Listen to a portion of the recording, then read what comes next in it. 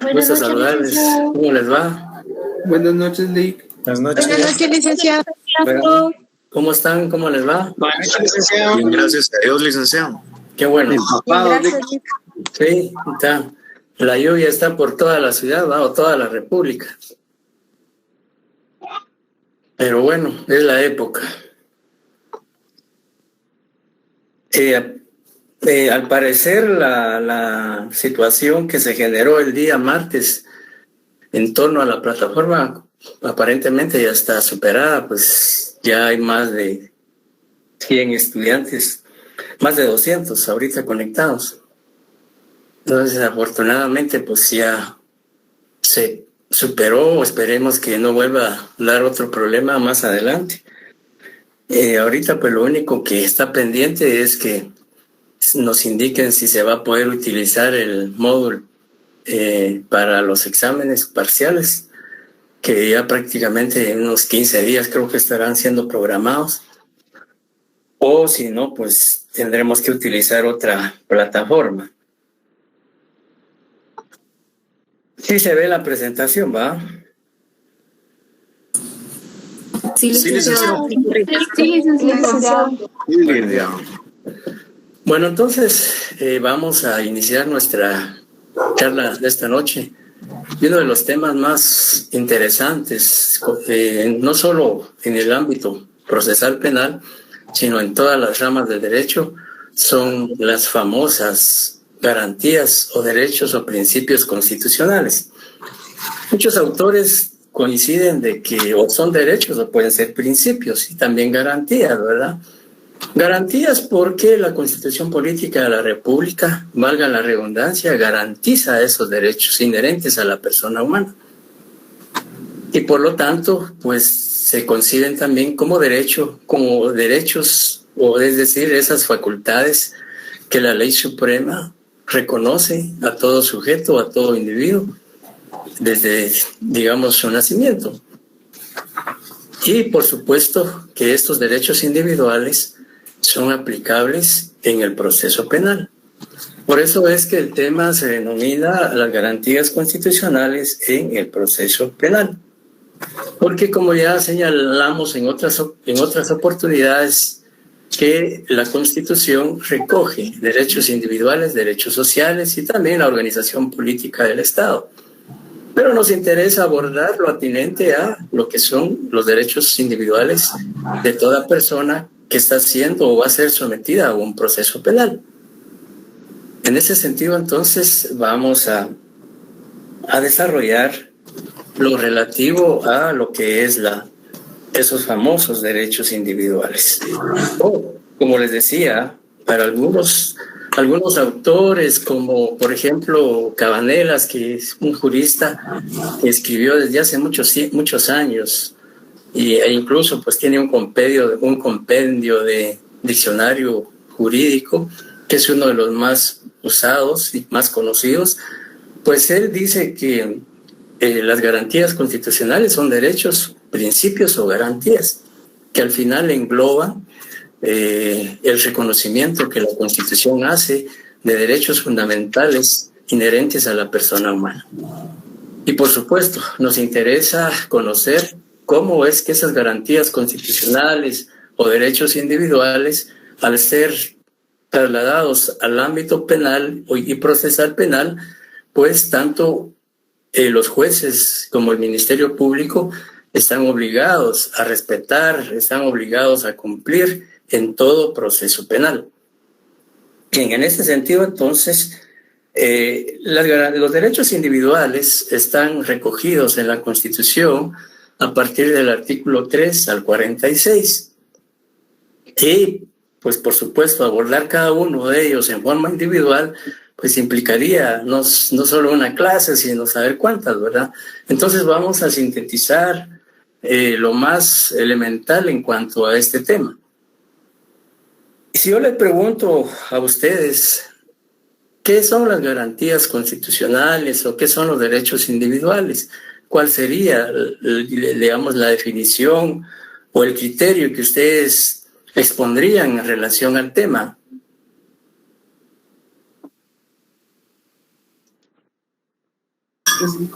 Buenas noches, Lick. ¿Podría ser todos los derechos inherentes a la persona que nacidos aquí en Guatemala y otros residentes? Ajá. Así es. Licenciado, disculpe, para mí, son todas aquellas garantías o disposiciones constitucionales que protegen a las personas como tal, ya sea su condición física, la libre locomoción, la libertad de pensamiento, entre otras cuestiones. Exacto. Muchas gracias, licenciado. Buenas noches, licenciado. Podemos decir que son los que garantizan el respeto y los derechos a la persona, que es inherente, que no deben ser violados, que son constitucionales. Exacto. Sí, digamos, las opiniones vertidas pues son muy importantes y valederas, y en efecto, cada uno de ustedes expuso aspectos importantes sobre el tema. Algunos dicen Buenas noches, licenciado. Buenas noches. Disculpe, sería también el artículo número 1 donde habla sobre la protección a la persona, sobre los derechos de tanto a la familia como los derechos que tiene todo ciudadano, como la educación, la salud, derecho a vivienda, derecho a un empleo, etcétera. Exacto. Sí, a partir del artículo 1, la Constitución garantiza, digamos, la persona. O sea, en el preámbulo de la Constitución precisamente se enfoca y se le da una importancia superlativa a la persona humana. Y por supuesto el texto constitucional a partir del artículo 1 y 2 pues se refieren específicamente a la persona en general. Y en el artículo 2 especialmente se habla de que es obligación o deber del Estado garantizar a todos los ciudadanos la seguridad, la libertad, la justicia, etcétera, etcétera. Y por supuesto esos son derechos individuales que la Constitución ha tutelado, que la Constitución protege.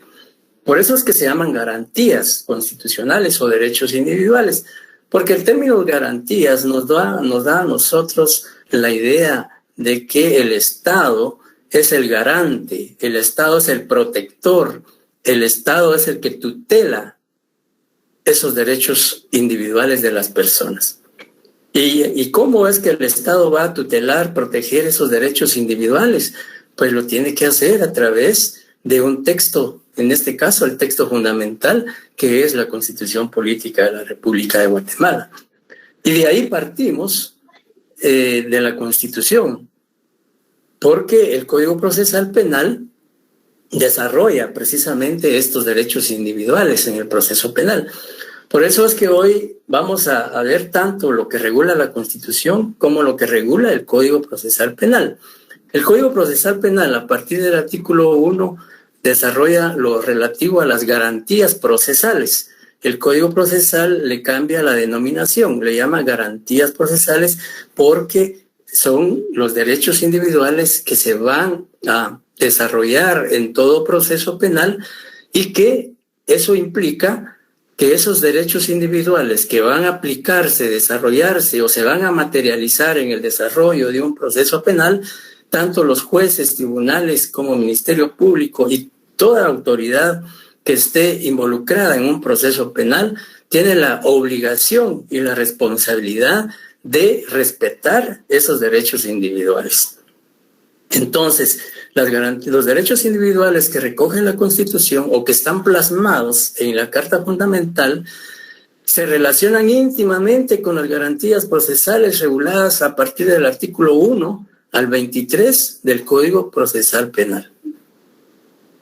Pero entremos ya en materia, ¿cómo definir? Y por supuesto, los elementos que ustedes aportaron para describir lo que es los derechos individuales o las garantías individuales o constitucionales, expusieron varios elementos.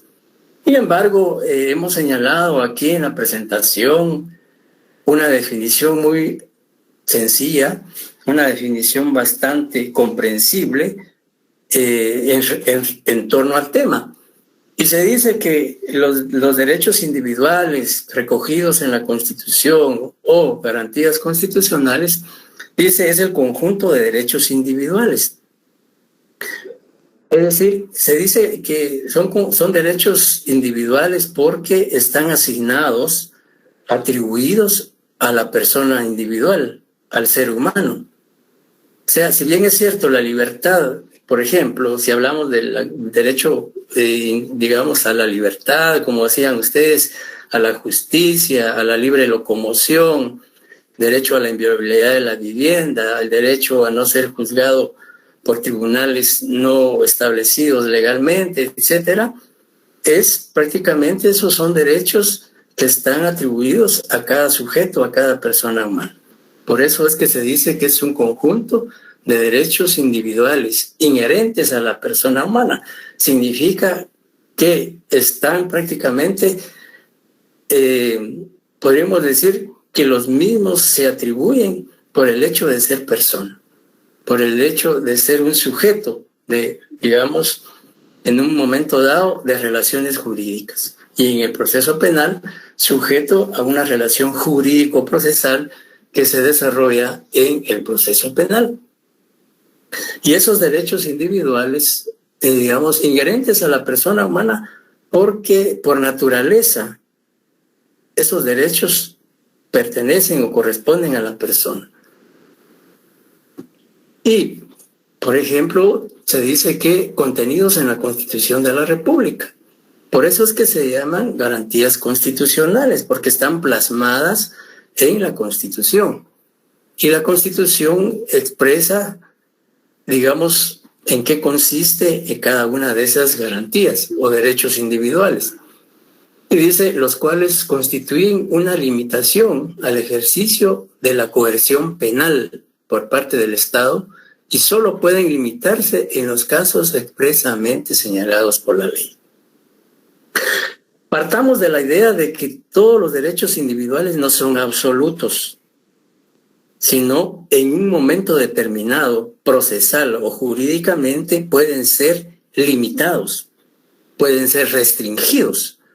Pero esa restricción o esa limitación a ese derecho individual o esa garantía constitucional tiene que estar debidamente fundamentada, tiene que estar debidamente tutelada o regulada en la ley. Por eso dice la definición, y que constituyen una limitación al ejercicio de la coerción personal.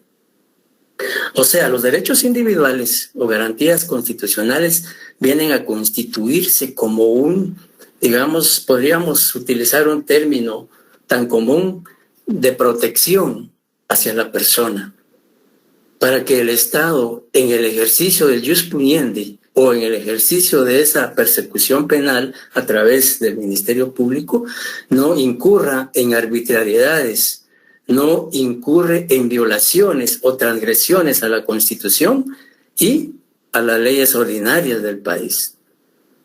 Y también la definición dice que solo pueden ser limitadas en los casos expresamente señalados por la ley.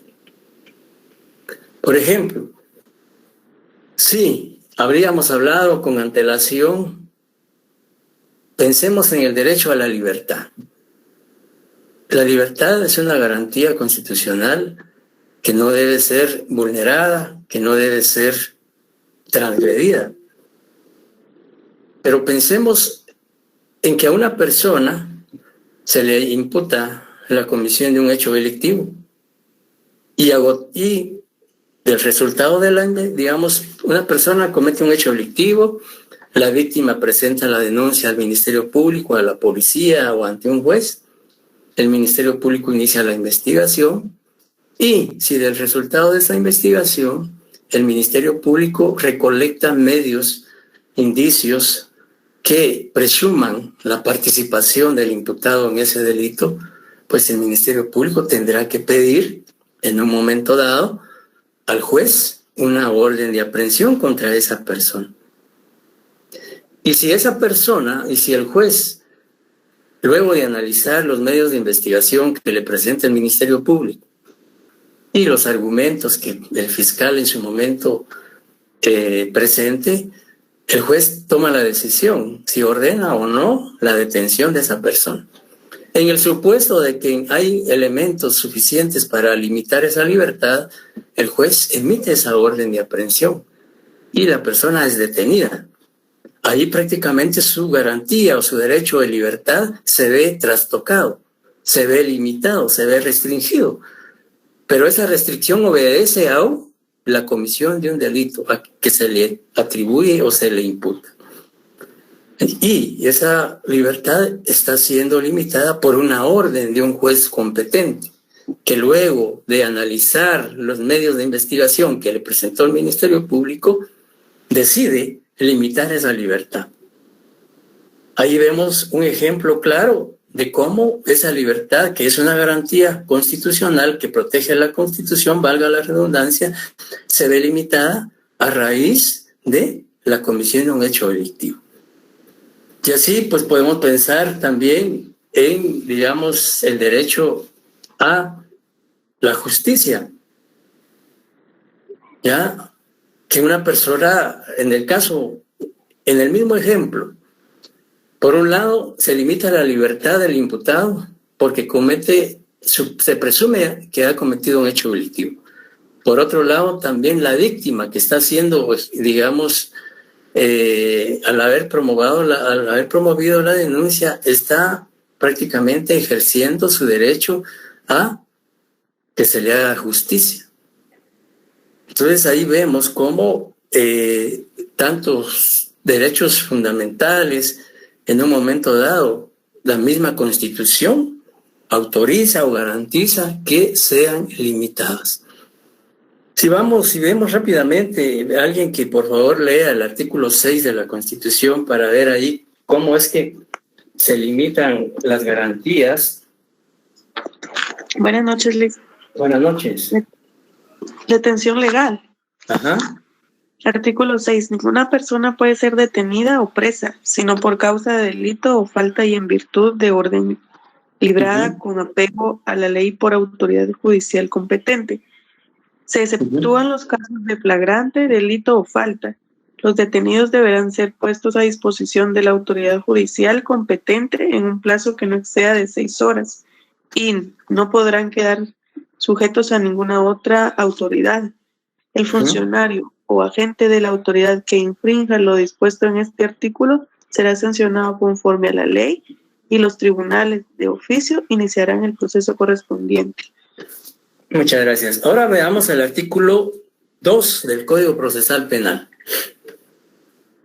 Que alguien, por favor, le dé la lectura. Artículo 2. No hay proceso sin ley. Nullum proceso sine lex. No podrá iniciarse proceso ni tramitarse denuncia o querella, sino por actos u omisiones calificadas como delitos o faltas por una ley anterior. Sin ese presupuesto, es nulo lo actuado e induce responsabilidad del tribunal. Bien, ahí encontramos la relación que existe entre el artículo 6 constitucional y el 2 del Código Procesal Penal. Es decir, hay una conjugación de los derechos individuales y las garantías procesales. Implica esto entonces que la libertad de una persona, de acuerdo al artículo 6 y al artículo 12 del Código Procesal Penal, tiene que concurrir imperativamente supuestos, condiciones, requisitos que la misma Constitución y el mismo Código Procesal Penal autorizan para que una persona pueda ser privada de libertad, limitada en su libertad. Y el primer supuesto que exige el artículo 6 de la Constitución dice existencia de un delito o falta. Es decir, para que una persona para que a una persona le puedan limitar su derecho de libertad, si hablamos ya desde el punto de vista del derecho procesal y del proceso penal, necesariamente tiene que existir la comisión de un delito o una falta, como primer supuesto. Pero no basta la existencia de ese delito y la persona a quien se le atribuye. Es decir, una persona puede cometer un delito, salvo, como vamos a ver más adelante, que se trate de flagrancia, pero si no hay flagrancia o cuasi flagrancia, pues definitivamente para que proceda la aprehensión o detención del sindicado, forzosa y obligatoriamente tiene que existir una orden judicial. Es decir, licenciado, buenas noches. Buenas noches. En cuanto a la flagrancia, no sé si le entiendo bien. La flagrancia se da cuando, por ejemplo, la Policía Nacional se da cuenta de, se da cuenta de que hay una persona que está cometiendo un delito y, como la misma palabra lo dice, lo está agarrando en flagrancia. Entonces, viene la policía, le da persecución y lo logra detener. Ahí se está cumpliendo la flagrancia, ¿verdad? Veamos, veamos al artículo 257 del procesal penal y me hace favor de leerlo para que, aprovechando la pregunta, pues aunque nos vamos a adelantar un poco, podemos explicar lo que es la flagrancia y la cuasiflagrancia. 257, me dijo. Por favor. Artículo 257 del Código Procesal Penal, ¿verdad? Dice, la policía, artículo 257, aprehensión. Dice, la policía deberá aprehender a quien sorprenda en delito flagrante. Se entiende que hay flagrancia cuando la persona es sorprendida en el momento mismo de cometer el delito. Luego dice, procederá igual. Sí, esa partecita, ese primer párrafo que dice, la policía deberá aprehender a quien sorprenda en delito flagrante. Y explica el código qué es la flagrancia. Dice, se entiende que hay flagrancia cuando la persona es sorprendida en el momento mismo de cometer el delito. Ejemplo, casualmente una radiopatrulla está circulando por la 18 calle y Quinta Avenida de la zona 1 y ve que dos sujetos portando armas de fuego mediante violencia están despojando a una persona de sus pertenencias. Inmediatamente la policía baja de la patrulla y aprehende al sujeto. Ahí hay flagrancia. ¿Por qué? Porque lo sorprendieron en el preciso instante en que estaba cometiendo el hecho delictivo. Allí no se requiere orden judicial para que sea detenido, sino que ahí, pues, precisamente porque la policía lo sorprendió en el momento en que está cometiendo el hecho punible, entonces la ley faculta a la policía, la Constitución en el artículo 6 y el artículo 257 del Código Procesal Penal facultan a la policía que pueda detener en ese momento a la persona y consignarla al tribunal competente. ¿Podemos seguir con la lectura, por favor? Sí, claro, licenciado. Dice, procederá igualmente la aprehensión cuando la persona es descubierta instantes después de ejecutado el delito, con huellas, instrumentos o efectos del delito que hagan pensar fundadamente que acaba de participar en la comisión de del mismo. La policía iniciará la persecución inmediata del delincuente que haya sido sorprendido en flagrancia cuando no ha sido posible su aprehensión en el mismo lugar del hecho. Para que proceda la aprehensión, en este caso, es necesario que exista continuidad entre la comisión del hecho y la persecución. Bueno, dejemos ahí dejemos. Bien, ¿saben qué es la cuasiflagrancia, verdad? Por mi parte, no, licenciado. Licenciado, ¿puede explicar? En penal 1 y 2 no vieron eso. No, licenciado, yo no recuerdo haberlo visto. Bueno. Buenas noches, Lic. Buenas noches. La cuasiflagrancia considero que es casi se cometía en flagrancia el delito. Bueno, sí hay comisión de delito, sí hay comisión, el delito se comete, solo que no es, digamos... No se consume en flagrancia. El delito se consuma, el delito se comete. Licenciado, no es cuando... Perdón. ¿Sí, diga? Perdón. Licenciado, no es como cuando agarran a la persona, digamos, como que con las manos en la masa, digamos, o sea, si robó, tiene el objeto, o están las huellas, o sea, algo fundamental que haya, que el hecho sí se cometió. No sé. Pues, sí, la idea se tiene.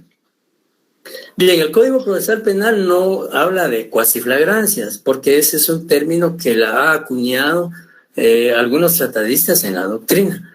Aunque el Código no dice cuasiflagrancia, pero sí lo desarrolla en el siguiente párrafo, que dice...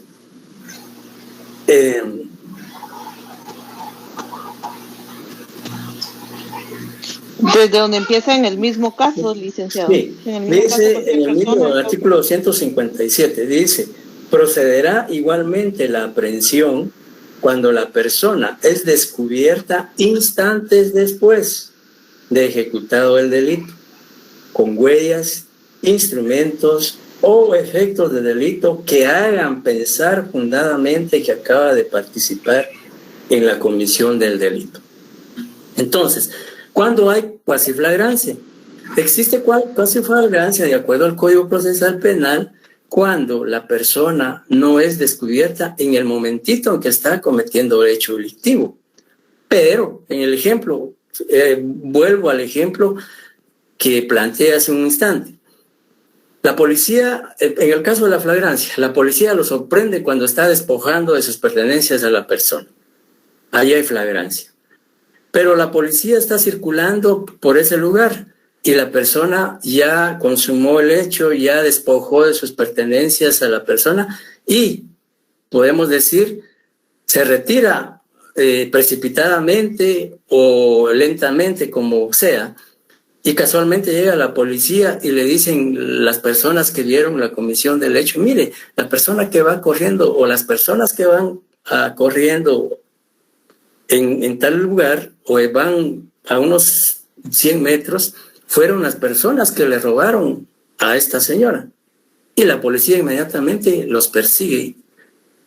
O sea, la policía no vio la comisión del hecho delictivo.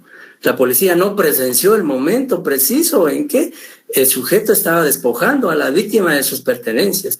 Pero por información que le dan las personas y señalan al imputado y la policía lo persigue y lo detiene. Pero ahí se da la cuasiflagrancia, porque no lo sorprendieron en ese momento, pero instantes después de la comisión del delito fue detenida la persona. Pero no basta que sea detenida, porque el Código Procesal Penal exige los aspectos importantes que dice: cuando la persona es descubierta instantes después de ejecutado el delito, con huellas, instrumentos o efectos de delito que hagan pensar fundadamente que acaba de participar en la comisión del delito. La policía los detiene a una cuadra, instantes después de haber cometido el delito, los detienen a una cuadra o a unos 50 metros. Y al hacerles el registro respectivo, encuentran que llevan el celular de la persona, el reloj de la persona, su billetera, y la víctima está presente y la víctima le dice a las policías: sí, ese es mi reloj, ese es mi celular, esa es mi billetera o mi cartera, la que me acaban de despojar. No solo la policía, instantes después de cometido el hecho delictivo, los detiene, sino además, al momento de practicarles el registro, les incautaron los objetos de la víctima. Entonces, el Código Procesal Penal también permite que se detenga a esa persona siempre y cuando se le encuentren objetos o huellas del delito. Licenciado, en cuanto a este tema que usted estaba comentando, no sé cómo poder descifrar algo. Fíjese que yo supe de un caso de un conocido porque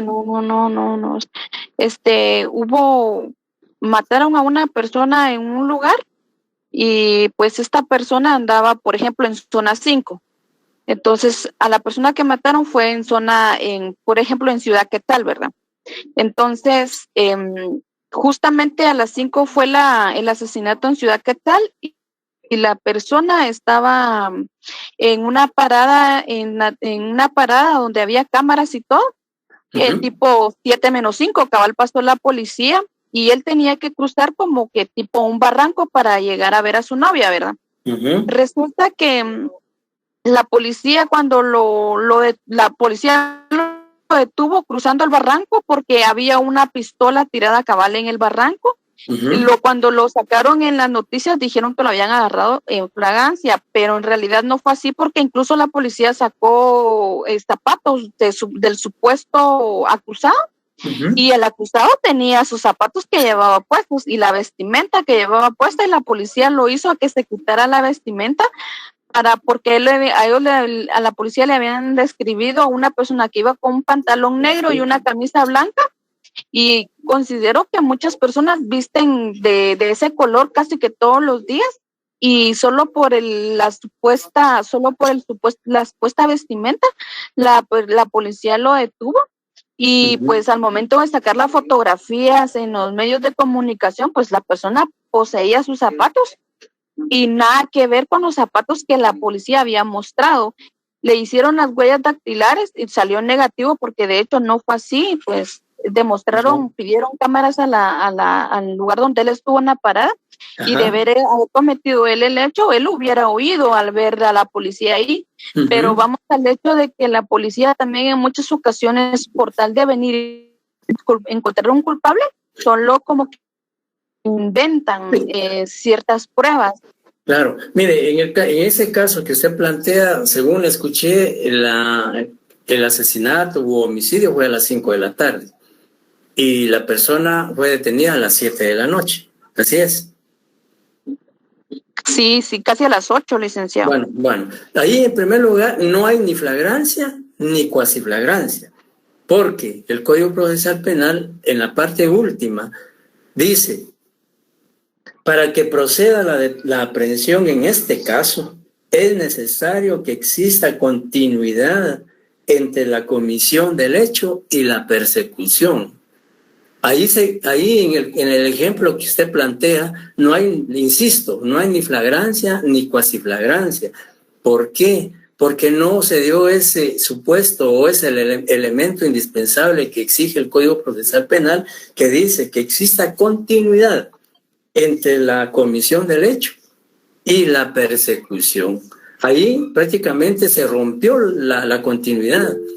Que lo estén deteniendo 3 horas después, definitivamente eso es una arbitrariedad, es una detención ilegal, no procedía la aprehensión, etcétera, etcétera. Porque para que haya cuasiflagrancia tiene que instantes son los que exige la ley entre la comisión del delito y la persecución. En ese caso, en el ejemplo que usted plantea, definitivamente esa detención fue ilegal, esa detención fue arbitraria, ¿ya? Entonces no procedía.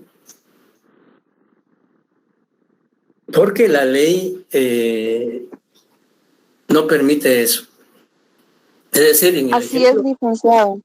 En el ejemplo que decíamos es que tiene que por lo menos transcurrir minutos o segundos en la comisión del delito y la persecución. En el ejemplo que yo les ponía, 2 o 3 minutos después o 5 minutos después, la policía aparece y le dicen: miren, las personas que van allá son las que asaltaron, robaron, etcétera. La policía los persigue, los detiene y los registra. Y les encontró los objetos y la víctima los reconoció y señaló. Entonces, la aprehensión por cuasiflagrancia. Pero ¿qué pasa si la policía los persiguió y no les encontró ningún objeto de la víctima? Tampoco los podría detener, aunque los estén señalando los testigos, etcétera, aunque digan: mire, ellos fueron. Pero si no, la ley, de acuerdo al Código Procesal Penal, dice siempre y cuando al hacerles, dice, después de ejecutado el delito con huellas, instrumentos, efectos del delito que hagan pensar fundadamente, dice la ley, que acaba de participar en la comisión del delito. Esto da lugar a mucha ilegalidad, porque como usted decía, en la práctica, en la realidad, ocurre mucho de que se detienen a personas, y por eso es que a veces la población se escandaliza cuando dicen, fue detenido hoy, y horas, instantes o horas después, el juez lo dejó en libertad. Pero lo peor de todo, Lick, que aunque el Ministerio Público no pudo comprobar este hecho, porque este hecho ya va, casi que va en debate, el Ministerio Público no pudo comprobar le hicieron la prueba de las huellas, efectivamente pues no fue así. Hubieron cámaras donde él estuvo cabal a la hora en que fue el asesinato, pues demuestra que nada que ver. Y aún así, pues el Ministerio Público desistió del caso. O sea, él, ¿cómo explicarle? Hay una palabra.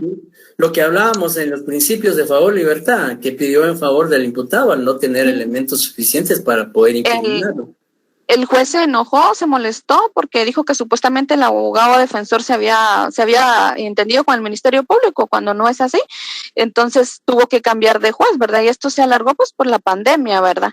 Pero vamos al hecho de que aunque no hayan pruebas suficientes y el Ministerio Público, que es el ente encargado de probar de que el hecho lo cometió la persona que está detenida, aunque el Ministerio Público no lo pudo comprobar porque él es el ente encargado, el juez no pudo, o sea, el juez se enojó porque dijo que no era él un juguete, ¿verdad? Y con toda la razón, ¿verdad? Pero vamos a que hay una persona detenida inocentemente por culpa de la policía, podría decir, porque no pudo hacer su trabajo como debió hacerlo, ¿verdad? Claro, sí, no, definitivamente, ahí hay unas deficiencias, creo que de todas las instituciones. Licenciado. Sí, por favor. Disculpe, con respecto al caso que plantea la compañera, buenas noches.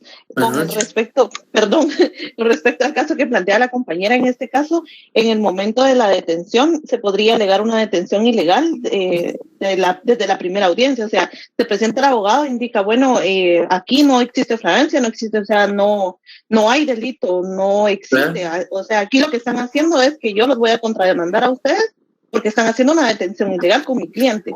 Claro, o sea, ahí sería de momento actuar, ¿verdad?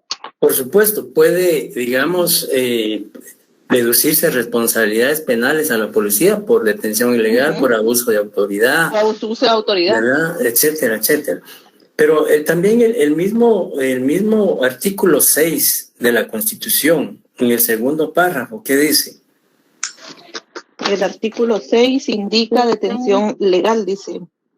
Ninguna persona puede... el segundo, el funcionario o agente de la autoridad que infrinja lo dispuesto en este artículo será sancionado conforme a la ley y los tribunales de oficio iniciarán el proceso correspondiente.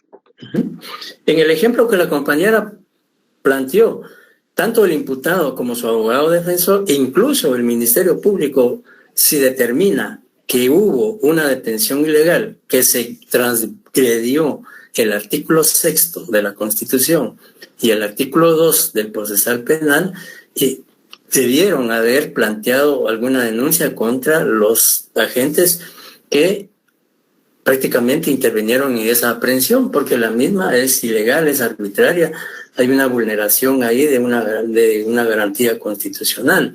Y la misma buenas noches. Buenas noches. Y la misma Constitución lo dice, que debe de iniciarse, dice, el funcionario o agente de la autoridad que infrinja lo dispuesto en este artículo será sancionado conforme a la ley y los tribunales de oficio, incluso el juez de oficio.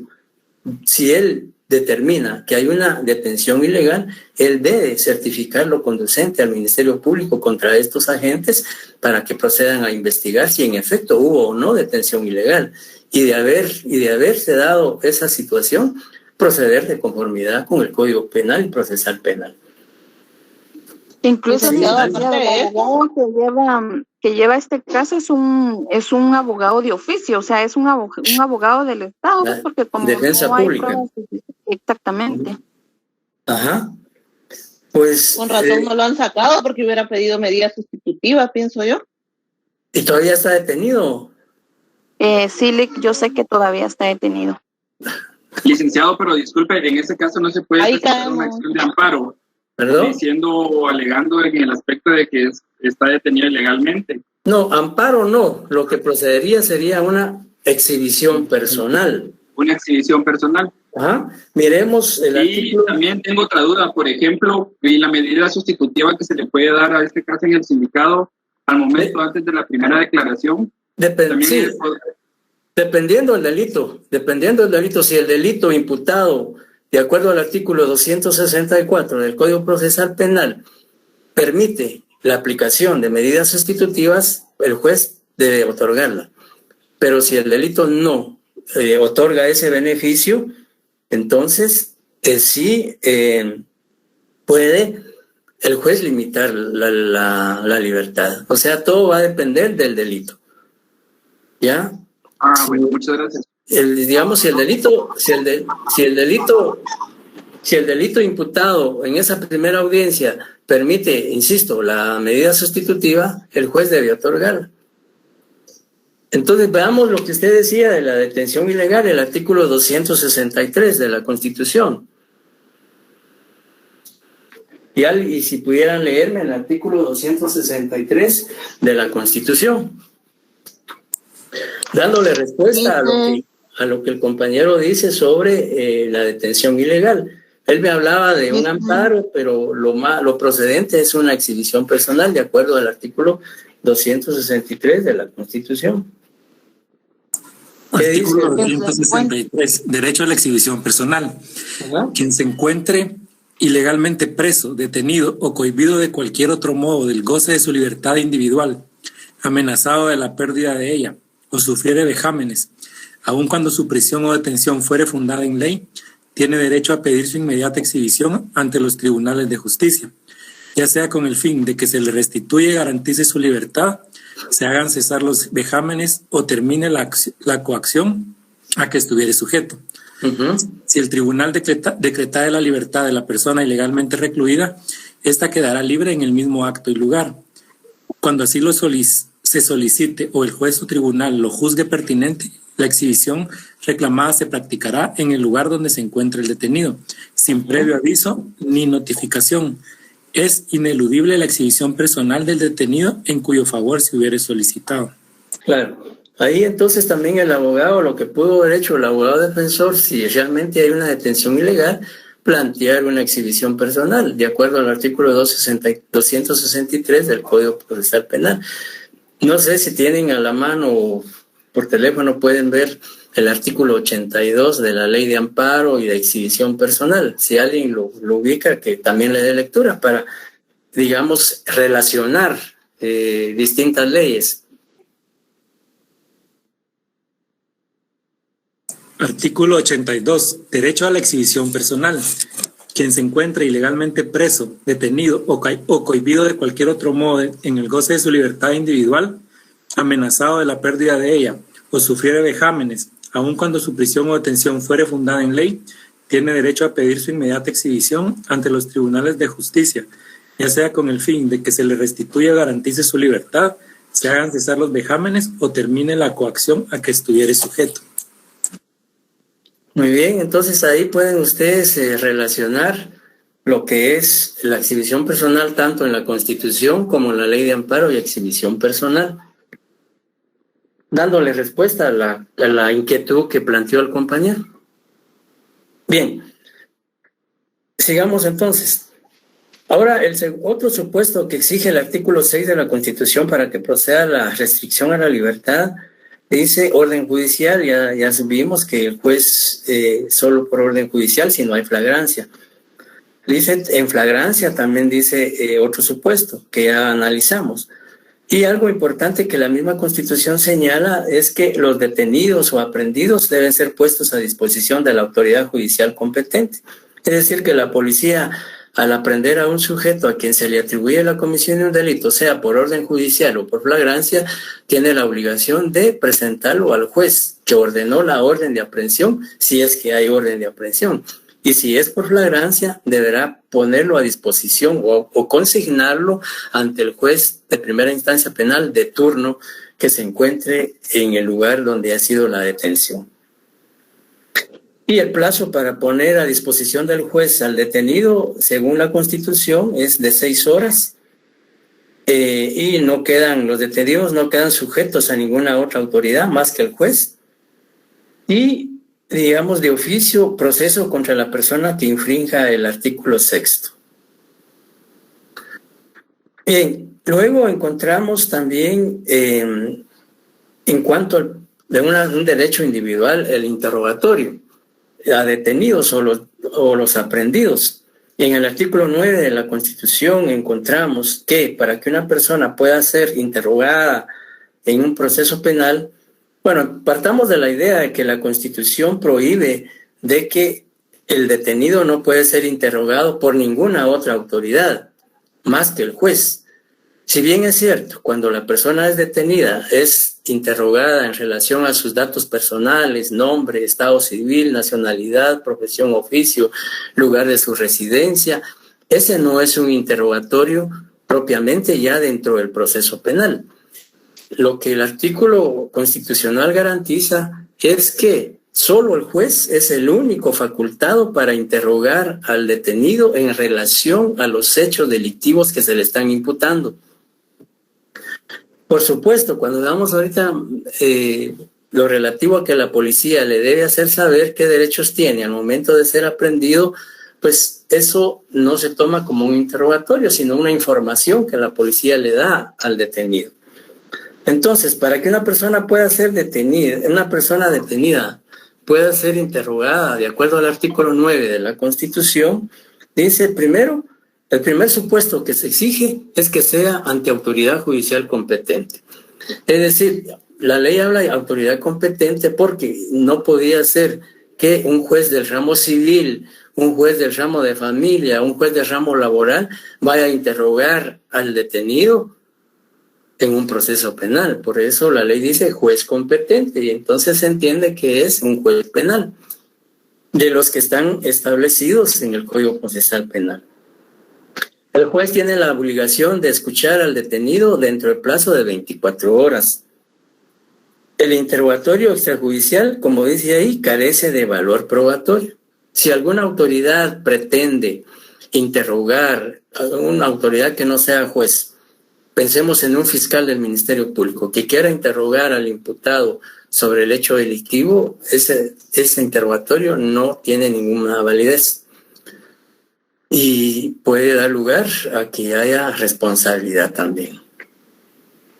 Luego, en el artículo 10 encontramos los centros de detención, que hablan de que toda persona detenida, si el juez ordena su reclusión u ordena prisión preventiva en su contra porque el delito imputado es grave o porque la ley prohíbe que él le pueda otorgar una medida sustitutiva, el juez lo privará de libertad motivándole prisión preventiva, que son temas que vamos a abordar más adelante, y ordenará su ingreso a un centro de detención. El artículo 10 de la Constitución establece ahí, digamos, en qué centros de detención podrían ser, digamos, recluidos los detenidos de un hecho delictivo. Y luego, en el artículo 11, la Constitución de la República también habla de que por faltas no puede ser detenida una persona, falta sobre todo a un reglamento. Si vemos el artículo 11 rápidamente, si alguien le da lectura, para determinar qué es lo que dice en relación a las faltas del Código de la Constitución, en el artículo 11.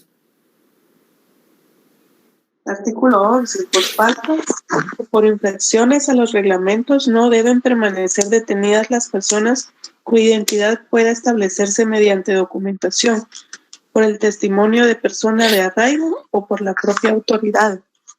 En dichos casos, bajo pena de la sanción correspondiente, la autoridad limitará su cometido a dar parte de hecho a juez competente y a prevenir al infractor, para que comparezca ante el mismo dentro de las 48 horas hábiles todos los días del año y las horas comprendidas entre las 8 y las 18 horas. Quienes desobedezcan el emplazamiento serán sancionados conforme a la ley. La persona que no pueda identificarse conforme a lo dispuesto en este artículo será puesta a disposición de la autoridad judicial más cercana dentro de la primera hora siguiente a su detención. Ajá. Sí, entonces la Constitución garantiza de que por infracción a un reglamento no puede ser detenida una persona. Por ejemplo, usted va conduciendo su vehículo y no se ha percatado de que su licencia está vencida y casualmente hay un retén o un operativo de registro de vehículos porque hay una causa justificada para ello y la paran. Y al momento de requerirle su licencia, la policía establece que está vencida. O la policía no le puede decir, mire, su licencia está vencida, la vamos a detener y la vamos a consignar a un juez. ¿Procede ahí la detención o no? No procede, licenciado. No, licenciado. Por supuesto que no, de acuerdo al artículo 11, porque ahí hay una infracción a un reglamento. Y así podríamos pensar en otro tipo de reglamentos, porque son faltas. Entonces, la Constitución... Buenas noches. Disculpe, fíjese que hace como 2 semanas sucedió un caso en mi familia. Un sobrino tuvo un accidente en su camioneta y pues mi papá y mi mamá iban con él y resultaron con golpes, ¿verdad? Lesiones. Exacto. Y fíjese que la policía, como era un lugar un poco solitario, digamos, llamaron, en vez de llamar a ambulancia, llamaron a la policía y la policía se llevó a mi sobrino. Bueno, y lo detuvieron. Pero es que ahí cambia la situación. Ahí sí cambia. ¿Por qué? Porque hay un hecho, fue un accidente. Sí, ahí fue que parece que las llantas, no sé, se resbalaron porque estaba húmedo y... Ya, bueno, pero es que ahí cambia la situación porque hay personas lesionadas, ¿ya? Licenciado, ahí, pero si no había parte pidiente, era aún así legal. No importa, aunque sus padres no hayan solicitado ninguna responsabilidad de su primo o algo, sino que el hecho de que las personas estaban lesionadas, entonces recuerde usted que hay un delito de lesiones culposas, ¿ya? Y en este caso, si quiere veamos el Código Penal en relativo a las lesiones culposas. Busquemos en el Código Penal lo relativo a las lesiones culposas.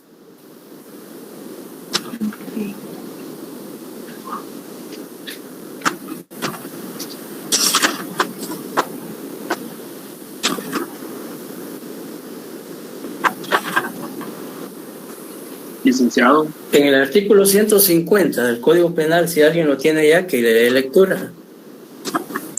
Maltrato contra personas menores de edad. Quien mediante cualquier acción u omisión provoque a una persona... 150 lesiones culposas. No es. Quien causare lesiones por culpa, aun cuando sean varias las víctimas del mismo hecho, será sancionado con prisión de 3 meses a 2 años.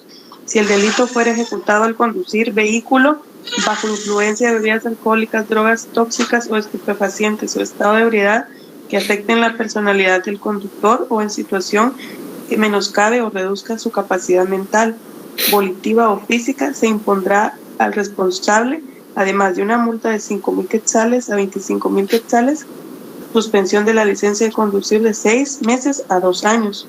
Si el delito fuere causado por pilotos de transporte colectivo de carga, en cualesquiera de las circunstancias relacionadas en el párrafo anterior, será sancionado con prisión de 3 a 5 años y cancelación de la licencia de conducir de 6 meses a 3 años o por el tiempo que dure la condena. En caso de reincidencia, la sanción de prisión y cancelación de la licencia se duplicará. Bien, como digamos en ese caso que plantea la compañera, es distinto, porque ahí hay lesiones obviamente esas lesiones no se causaron intencional o dolosamente, sino que fue puro accidente. Pero si hay lesiones, la policía ahí sí puede detener, porque el delito o el 150 del Código Penal habla de las lesiones culposas. Si bien es cierto, lo que hay que determinar es si realmente fue un accidente. Si fue un caso fortuito, porque no hubo, ni impericia, ni hubo imprudencia, negligencia del conductor, pues entonces podría pensarse en que se dio un caso fortuito. Y el caso fortuito, de acuerdo al artículo 22 del Código Penal, si alguien le da lectura, puede alegarse eso. Entonces no tendría él ninguna responsabilidad penal. Ahora, si realmente fue una negligencia o una impericia de él y se prueba de que sí fue negligente, pues en un momento dado podría ser procesado por el delito de lesiones culposas. Pero si fue un accidente, él no incurrió en ni impericia, ni en experiencia, ni en negligencia, sino que fue un accidente realmente, pues incluso podría no ser responsable penalmente. Por eso, veamos lo que dice el artículo 22. Artículo 22. Caso fortuito. No incurre en responsabilidad penal quien con ocasión de acciones o omisiones lícitas, poniendo en ellas la debida diligencia, produzca un resultado dañoso por mero accidente. Ajá. Ahí, en un momento dado, el abogado defensor podría alegar un caso fortuito de que las llantas, los frenos le fallaron y que realmente él iba conduciendo normalmente no a efectos de drogas ni alcohol, sino que fue una falla mecánica lo que provocó el accidente y como resultado las lesiones. Entonces se podría argumentar eso en un momento dado. Licenciado, y ¿Perdón? Quisiera aportar un comentario con respecto a esto. Hace un par de años, ahora comprendo, ya dando esta explicación a usted, por qué no fue procesado. Hace un par de años unos familiares tenían un viaje hacia la capital por un problema de salud de nacimiento de una nena, una prima mía, y la tenían que llevar cada semana o cada cierto tiempo acá a la capital. Y recuerdo que era un tiempo de época lluviosa como está ahora. Ajá. Y estaba un poco nublado o había mucha neblina y iba manejando el conductor, que era mi primo, y iba su cuñada y la nena, que era su sobrina, y cuando ellos iban por la carretera principal chocaron contra un árbol bien grande que estaba tirado sobre la carretera por las lluvias que habían habido durante la noche. Y las ramas se metieron en el carro y pues automáticamente, lastimosamente, les quitó la vida a mi prima y a la mamá, porque atravesaron todo su cuerpo y a él no le sucedió nada. Y sí fue detenido, pero no fue procesado. Y ahora entiendo por qué. Pues imagino que el abogado defensor alegó por caso fortuito por el hecho del árbol caído, me imagino. Claro. Sí, mire, en los hechos... Hubieron muertes. En los delitos culposos lo que hay que determinar, en primer lugar, los delitos culposos, las acciones son lícitas, la ley lo permite. Por ejemplo, el conducir un vehículo es una acción lícita, ¿ya?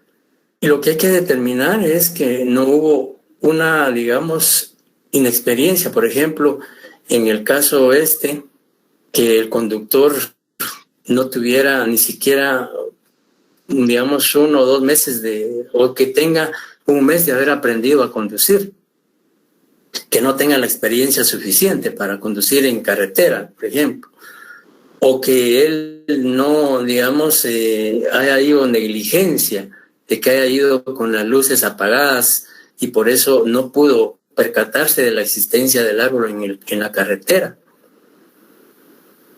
O otro tipo de negligencia, que él se distrajo y por la distracción que tuvo, pues es decir, que se puso a hablar por teléfono móvil y eso impidió que él prácticamente tuviera toda la atención al conducir. pues podría, digamos, en un momento dado, pues deducirse responsabilidad, porque si hubo negligencia o pudo haber inexperiencia, cualquier otra. Que en el caso fíjese que era, por eso era mi curiosidad, porque el lugar donde fue el accidente fue en un lugar plano, no había ni subida, ni bajada, ni curvas, y sí se determinó que pues tal vez las llantas, ¿verdad?, estaban lisas y claro, como era un lugar donde estaba lloviznando, por ya, eso mire, pero ¿y cómo solucionaron el problema? Fíjese que, para serle sincera, cuando yo llegué a ver el asunto, me dijeron que le habían dado dinero a los policías para que lo dejaran ir, porque pues mi sobrino tiene licencia. Para que no lo consignaran. Exacto. Él tiene la licencia desde los 15 años, pero pues ahorita sí, ya tiene 19, ¿verdad? Entonces por eso sí se lo podían llevar. Claro, entonces, claro. Cuando yo llegué me dijeron que eso habían hecho. Sí, bueno, pero digamos, sale a que, digamos, en los delitos culposos lo que hay que determinar es que no hubo, que si hubo o no negligencia, impericia, inexperiencia, ¿verdad? O bien un caso fortuito. Porque si hay caso fortuito, pues la misma ley establece que no hay sanción penal. Bueno, sigamos. ¿Perdón? Disculpe, así como en el caso de la compañera que expuso del árbol, y si el conductor hubiera ido ebrio, ahí sí hay delito culposo, porque precisamente ahí hay una pura negligencia de él, sabiendo de que él no puede conducir un vehículo en estado de ebriedad o con bebidas alcohólicas, porque eso va a alterar, no va a alterar sus facultades no solo físicas, sino mentales, y no va a tener la capacidad suficiente para poder conducir. Ok, muy claro, licenciado. Gracias, licenciado. Licenciado, mire, y si no tuviera licencia, ¿también caería en negligencia? Si no, digamos, está conduciendo vehículo y no porta licencia, pues sí, sanción, digamos, sí puede estar sujeto a una sanción, pero por infracción al reglamento de tránsito, pero no una infracción penal. No, yo hablaba, licenciado, en el caso de la compañerita del árbol, ¿verdad? Que el chofer no hubiera llevado licencia. Bueno, eso en un momento dado sí podría afectar su situación, ¿verdad? De que ahí también podría en un momento dado argumentarse que hay negligencia porque está conduciendo el vehículo no con una licencia vencida. Licenciado, una pregunta. En el momento de que una persona choca así con lluvia, ¿verdad?, pero las llantas estaban lisas, aquí no existiría negligencia por parte del conductor que debería llevar un vehículo en óptimas condiciones. Sí, digamos, podría ser también en cierto momento que alguien alegara que hay negligencia, ¿verdad?, por no tener el vehículo en las condiciones adecuadas para poder circular. Eso podría en un momento dado alegarse, pues, y digamos, si al momento del accidente hay personas lesionadas, porque entonces ahí sí, entonces ya intervendrían, digamos, las víctimas, ¿verdad?, que podrían decir, mire, pero él también tuvo negligencia porque el vehículo, las llantas, el estado en que están, no son las adecuadas para poder circular por esas carreteras o a esa velocidad, etcétera, etcétera, ¿verdad? Podría en un momento dado argumentarse eso. Licenciado, tengo una pregunta. En dado caso que los papeles de él estuvieran en orden y él no fuera bajo los efectos del alcohol, podría encuadrarse, en dado caso que haya sido también procesado, podría encuadrarse el artículo 25 del Código Penal en su inciso número 2, que dice ejecutar el hecho violento por fuerza material, exterior, irresistible directamente empleada sobre él. El 25, numeral 2. Sí, del Código Penal. Ejecutar el hecho violento ejecutado por fuerza material exterior, y dices, no se aplica eso, porque, digamos, para eso, la ley claramente dice, ejecutar el hecho violentado por fuerza material exterior, es decir, que usted ejecute el hecho punible atendiendo o debido a una fuerza exterior que lo esté coaccionando o lo esté obligando o algo. Digamos, irresistible directamente empleada sobre él, ¿ya? Que alguien lo esté coaccionando o obligando, porque la fuerza exterior es que alguien esté ejecutando o esté ejerciendo esa fuerza exterior sobre la persona y que esa persona no pueda en un momento dado resistir y tenga que ejecutar, o si ejecuta debido a eso, pues entonces, pues si él prueba de que él incurrió en la comisión de un hecho delictivo porque alguien estaba ejerciendo sobre él una fuerza exterior, la ley sí dice que puede haber una causa de inculpabilidad. Entonces, no podría él en un momento dado ser sancionado si acredita, si prueba que él ejecutó el hecho por existir una fuerza exterior sobre él que él no pudo resistir y que debido a eso se vio en la obligación de cometer el hecho delictivo. Ya. Muchas gracias, licenciado. Bien, sigamos entonces en cuanto a los otros derechos individuales. La detención legal, ya vimos que está en el artículo 10, la detención por faltas, que no puede darse, faltas al reglamento.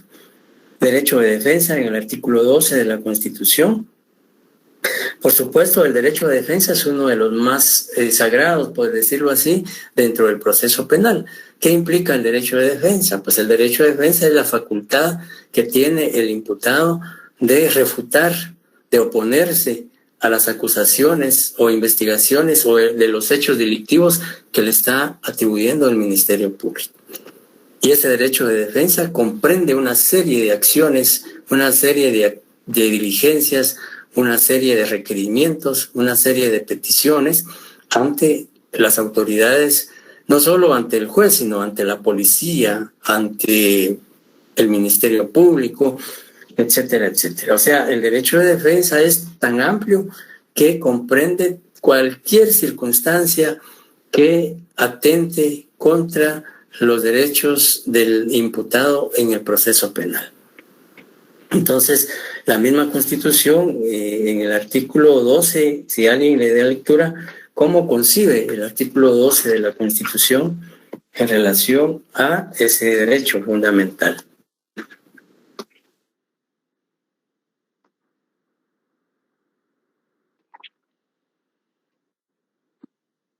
Artículo 12. La defensa de la persona y sus derechos son inviolables. Nadie podrá ser condenado ni privado de sus derechos sin haber sido citado, oído y vencido en proceso legal ante juez o tribunal competente y preestablecido.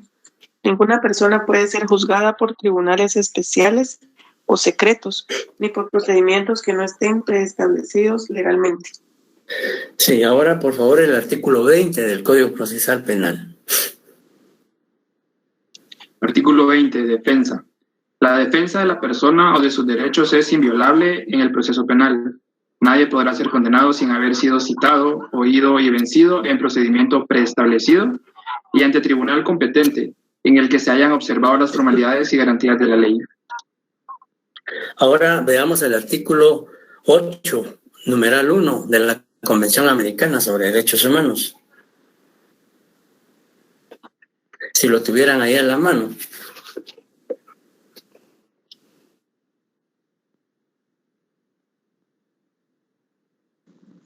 Artículo 8. Garantías judiciales. Toda persona tiene derecho a ser oída con las debidas garantías y dentro de un plazo razonable por un juez o un tribunal competente, independiente e imparcial, establecido con anterioridad por la ley en la sustentación de cualquier acusación penal formulada contra ella o para la determinación de sus derechos y obligaciones de orden civil, laboral, fiscal o de cualquier otro carácter. Ajá. Bien, y ahí en las garantías constitucionales, de acuerdo a la Convención Americana, encontramos una serie de garantías que también están recogidas en la Constitución y en el Código Procesal Penal. Entonces, el derecho de defensa, como dice la Constitución, es inviolable. Desde el primer momento en que la persona es aprehendida, tiene derecho a asistirse de un abogado defensor para que vele por sus intereses, sus derechos, lo asesore, lo oriente jurídica y técnicamente. Entonces, es un derecho, pues, de tantos que la Constitución reconoce, y no solo la Constitución, ya vimos también que tratados y convenios internacionales se refieren al derecho de defensa. Y no solo al derecho de defensa, sino también a la presunción de inocencia, al debido proceso, a la seguridad jurídica, a la tutela judicial efectiva, etcétera, etcétera. Entonces, luego, digamos, la defensa, el derecho de defensa, también la Constitución establece varios supuestos. Primero, que es inviolable. ¿Qué significa eso? Que no se puede transgredir, que no se puede vulnerar ese derecho de defensa. Además, también la ley dice que el derecho de defensa implica también no ser condenado, privado de sus derechos sin haber citado, oído o vencido en proceso legal ante un juez o tribunal competente.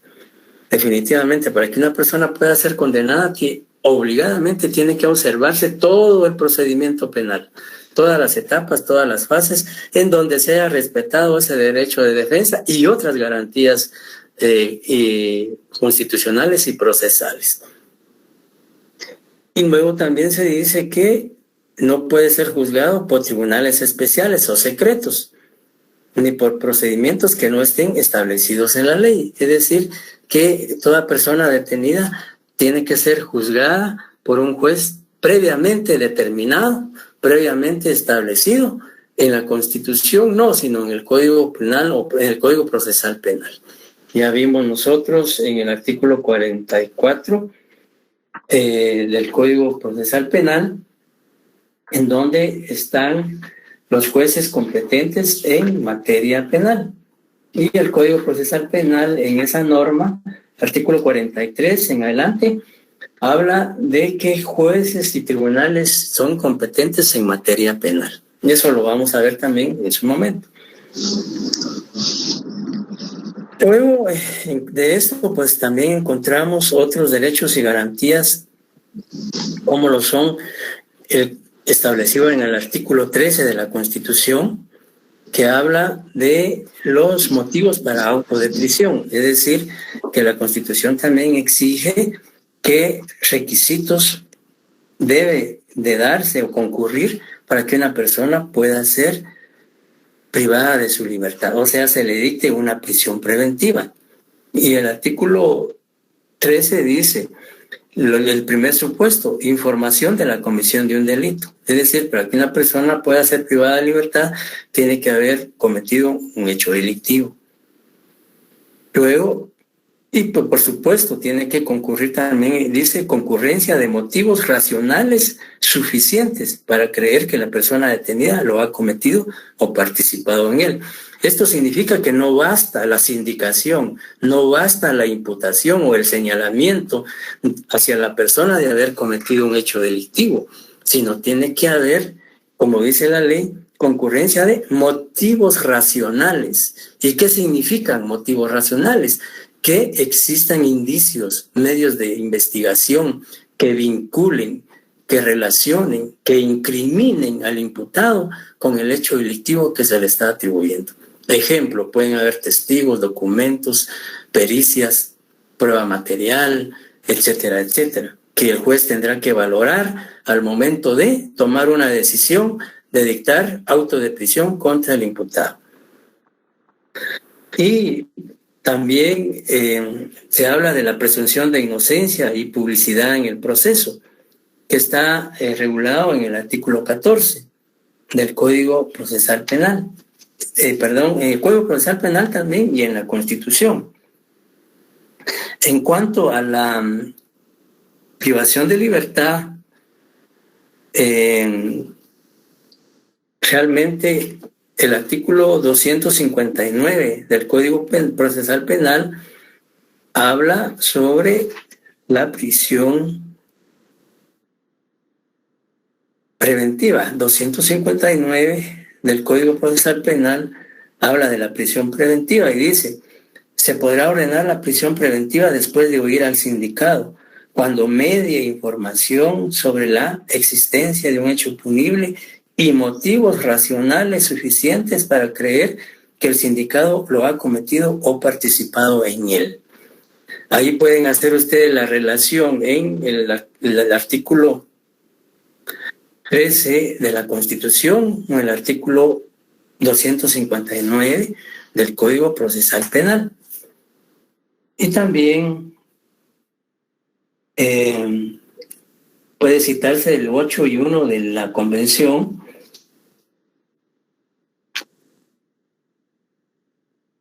y así en adelante otras garantías que establece la Convención Americana.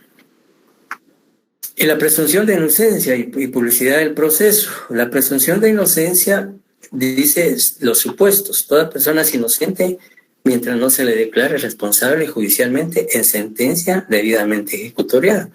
Esto implica que durante todo el proceso penal el imputado es considerado inocente. Tiene esa, podríamos decir, esa garantía. Es una investidura jurídica que él tiene, y que esa investidura jurídica solo puede ser quebrantada al momento en que se dicte una sentencia condenatoria en su contra, y que esa sentencia quede firme.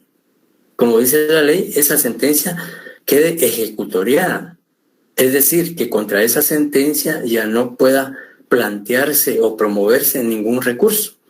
Ya se agotaron todos los recursos y esa sentencia condenatoria quedó firme. Hasta en ese momento el procesado puede decirse que es responsable como autor, como cómplice o encubridor de un hecho delictivo. Mientras eso no ocurra, él sigue siendo inocente.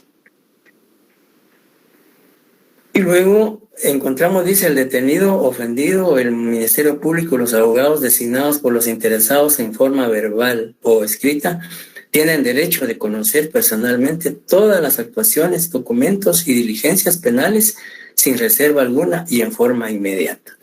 A eso se refiere la publicidad. El proceso penal es público para las partes. Es público para los abogados que han sido admitidos como defensores o como asesores de la víctima y el Ministerio Público. Ningún abogado ajeno al proceso penal tiene derecho de revisar las actuaciones. Y la Constitución lo garantiza en el artículo 14. Y también el Código Procesal Penal, en el artículo 14, se refiere a esa situación. En la última, en el último párrafo dice: las únicas medidas de coerción, en donde habla de que también dice el procesado debe ser tratado como inocente durante todo el procedimiento, hasta tanto una sentencia lo declare responsable y le imponga una pena o medida de seguridad. Las disposiciones de esta ley que restringen la libertad del imputado o limitan el ejercicio, etcétera, etcétera. Y se refiere también ahí a la publicidad, pero más que todo también veamos el artículo 214. Si alguien le da lectura al 214 del procesal penal, permítanme, es 314.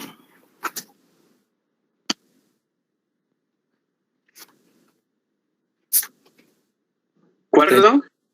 314. 114. 314 del Código Procesal Penal. Carácter de las actuaciones, licenciado. Sí, por favor. Todos los actos de la investigación serán reservados para los extraños. Las actuaciones solo podrán ser examinadas por el imputado. Las demás personas a quienes se les haya acordado intervención en el procedimiento, los defensores y los mandatarios. No obstante, quienes tengan conocimiento de las actuaciones cumplidas durante la investigación estarán obligados a guardar reserva. sin perjuicio de la responsabilidad penal que corresponda, el incumplimiento de esta obligación será considerado falta grave y podrá ser sancionado conforme a la ley del organismo judicial y disposiciones reglamentarias. Ajá. ¿Continúo? No, dejémoslo ahí. Y digamos, por eso, tanto el artículo 14 de la Constitución como el artículo 314 del Código Procesal Penal se refieren a la reserva. Por eso es que ustedes han escuchado en los medios de comunicación muchas veces que en casos de emblemáticos o en casos en donde están involucrados funcionarios o empleados públicos, muchas veces el Ministerio Público, con fundamento en la Constitución y en este artículo del Código Procesal Penal, pide la reserva de los casos, a efecto de que el juez decrete la reserva y no pueda conocerse incidencias más que los sujetos que están involucrados en ese proceso penal. Pero aun y cuando no se pida la reserva del proceso, de acuerdo a la Constitución y al Código Procesal Penal, solo las partes tienen acceso a ese proceso penal, nadie más. Y luego encontramos la retroactividad de la ley, y yo creo que mejor dejamos hasta ahí o lo agotamos, porque prácticamente este sería el último punto sobre la retroactividad de la ley, que está contenida en el artículo 15 de la Constitución. Y también hay un tratado de extradición que, hablemos aquí de tratados y convenios internacionales que se refieren a este tema. Y la ley dice que la regla general, de acuerdo a la Constitución, es que el derecho, la ley no es retroactiva y solo permite que sea retroactiva en materia penal, siempre y cuando favorezca al imputado. Si esa retroactividad lo perjudica, definitivamente no podría aplicársele. Entonces, la retroactividad de la ley solo en materia penal es retroactiva, pero como requisito fundamental es que favorezca al imputado. De lo contrario, no. Y luego, en el artículo 16, encontramos la declaración de parientes.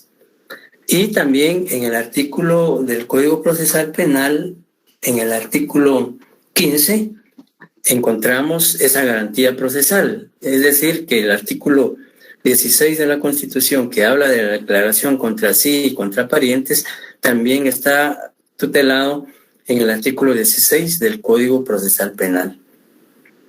Por eso decía inicialmente que los derechos individuales que recoge la Constitución están desarrolladas en el Código Procesal Penal a partir del artículo 1 al 23. Y los supuestos que encontramos acá, pues también claramente la Constitución los establece. Y algo importante también que la Constitución regula es el registro de personas y vehículos, que digamos, para que una persona pueda ser registrada en forma personal y su vehículo, tiene que haber una causa justificada. Así lo dice el artículo 25. Solo puede efectuarse por elementos de las fuerzas de seguridad mediante causa justificada. O sea que a usted no pueden pararla sencillamente porque a la policía se le ocurre. Lo para y le obliga a descender del vehículo, lo registra a usted y registra su vehículo. La Constitución claramente en el artículo 25 dice que para que ese procedimiento pueda darse, necesariamente tiene que haber una causa justificada. Si no existe esa causa justificada, no pueden pararlo, ni pueden registrar ni su vehículo, ni su persona. Y además, dice el artículo 25, debidamente uniformados, pertenecer al mismo sexo. Es decir, que si la conductora es una dama, pues si hay una causa justificada, quien debe proceder a ese registro tiene que ser una dama también, una policía mujer.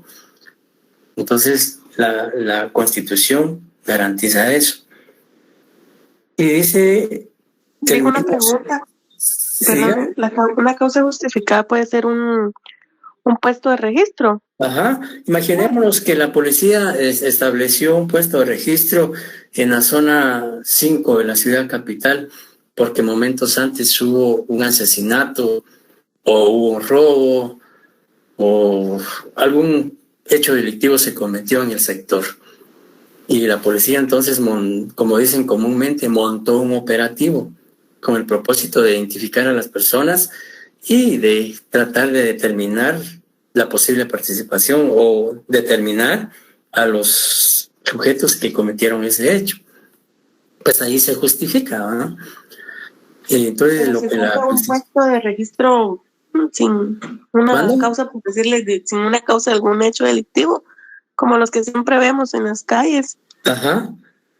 sin que haya un hecho delictivo por el que se haya montado el operativo del puesto de Sí, registro. pudiera ser, o también otro caso que podría ser es cuando, por ejemplo, se establece un operativo para determinar si no van conductores en estado de ebriedad, ¿verdad? Pues ahí se justifica porque, digamos, están tratando de evitar que conductores manejen bajo efectos de drogas o alcohol y evitar accidentes, ¿verdad? Pues ahí hay causas justificadas, pero si no hay una causa justificada, todo registro a persona o vehículo sin causa justificada es arbitrario, es ilegal, vulnera el artículo 25 constitucional. Y causa justificada se podría llamar también para ¿cómo le dije? Confirmar o rectificar que todos los conductores lleven sus documentos en orden. Sí, podría ser también, ¿verdad? Ah, bueno. Y luego el derecho de petición, que está garantizado en el artículo 28 de la Constitución, que todos los ciudadanos tienen derecho a hacer requerimientos ante las autoridades administrativas o judiciales y estas están obligadas a resolverlas dentro del plazo de 30 días, ¿verdad? El derecho de petición. Luego, objeto de citaciones, que ya vimos que los requisitos que debe tener una citación de acuerdo a la Constitución y al artículo 173 del Código Procesal Penal. Y los supuestos de una citación, pues ahí están establecidas. También se habla de la inviolabilidad de la vivienda en el artículo 23, etcétera, etcétera. Entonces, miren, como dijimos al inicio de la clase, los derechos individuales están íntimamente relacionados con las garantías procesales reguladas en el Código Procesal Penal. Y aquí señalo yo que es obligación la lectura del artículo 1 al 46 de la Constitución y 1 al 23 del Código Procesal Penal. Esto es todo en cuanto a las garantías constitucionales o derechos individuales y las garantías procesales establecidas en el Código Procesal Penal. Pregunta antes de concluir, ¿recibieron ya las presentaciones anteriores? ¿Aún no, Lick? ¿No? Sí, Lick, ¿ya están? ¿Ya? Sí, licenciado, ya las gracias. Bueno, ya está, licenciado. Bueno, gracias. Entonces, en estos días vamos a mandar esta que estamos concluyendo. Y pues afortunadamente se solucionó el problema de la plataforma que ya hoy permitió el ingreso de más de 100 estudiantes. Esperemos que esto continúe así para no tener dificultades con los compañeros que les interese pues conectarse en la clase. Si no hay más preguntas, entonces por favor les recomiendo la lectura de estos artículos. Por un lado, otra información. De acuerdo al programa, tenemos ahí un tema denominado los sistemas procesales, que es digamos, podríamos decir el punto 3 del programa. Entonces, como queremos también que el estudiante participe, que el estudiante, digamos, pueda tener la facultad de investigar, entonces este tema de los sistemas procesales ustedes lo van a investigar. ¿Y qué requiero yo de la investigación de este tema? Bueno, primero son 3 sistemas básicamente: el sistema inquisitivo, el sistema acusatorio y el sistema mixto. Son los sistemas procesales. ¿Qué deben investigar de estos? La definición de cada uno de ellos, sus características, sus diferencias y cuál de esos 3 sistemas recoge el Código Procesal Penal. Repito, la tarea que tienen es investigar los sistemas procesales. ¿Qué van a investigar de este tema? Primero, definir los tres sistemas, el sistema inquisitivo, el sistema acusatorio, el sistema mixto. Determinar su definición, si es posible alguna breve historia de cómo surgieron, dónde surgieron, etcétera, etcétera.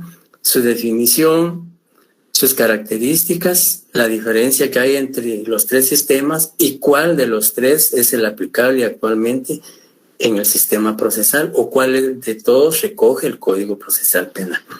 Es una investigación que tienen que realizar, no tiene ponderación, no tiene punteo, de una vez lo aclaro, sino que es parte de la dinámica del proceso enseñanza-aprendizaje en donde el estudiante también tiene que ser activo, tiene que ser participativo.